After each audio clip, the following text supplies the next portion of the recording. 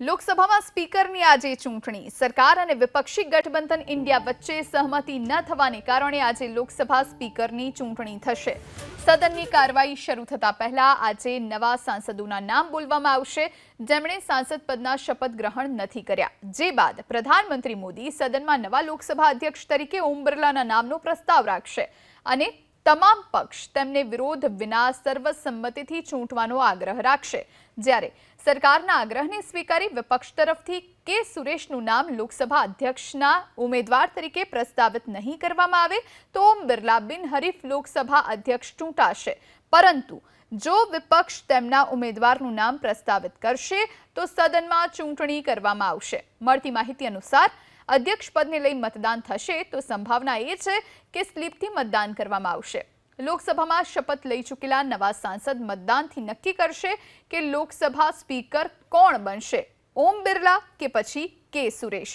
સદનમાં સંખ્યાબળ પ્રમાણે ભાજપના નેતૃત્વવાળા એનડીએ ગઠબંધનના ઉમેદવાર ઓમ બિરલાનું સરળતાથી ચૂંટણી જીતવાનું નક્કી મનાઈ રહ્યું છે। તો આજે લોકસભા સ્પીકરનું ઇલેક્શન છે અને एनडीए तरफથી ओम बिरला અને આ તરફ इंडिया गठबंधनમાંથી के सुरेश मैदान है।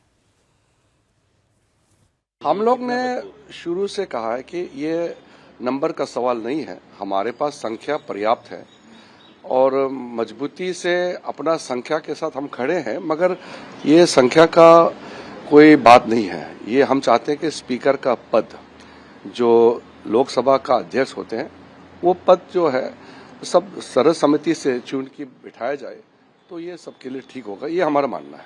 लेकिन उनका ये कहना है कि शक्ति प्रदर्शन करके वो शक्ति का सवाल नहीं है, शक्ति तो हमारे पास नंबर तो है ही। अगर हम अपोजिशन को नहीं मानते तो हम उनसे बात ही नहीं करते, फिर हम सीधा चुनाव कर देते। हमारे पास संख्या है, लेकिन हम चाहते हैं कि निर्विरोध हो, इसीलिए तो हम लोगों ने अपील किया है। अभी हम फिर से अपील करते हैं कांग्रेस पार्टी को कि चुनाव ना लड़े और सर्वसम्मति से स्पीकर का पद को हम लोग मिल करके चुन लिया जाए।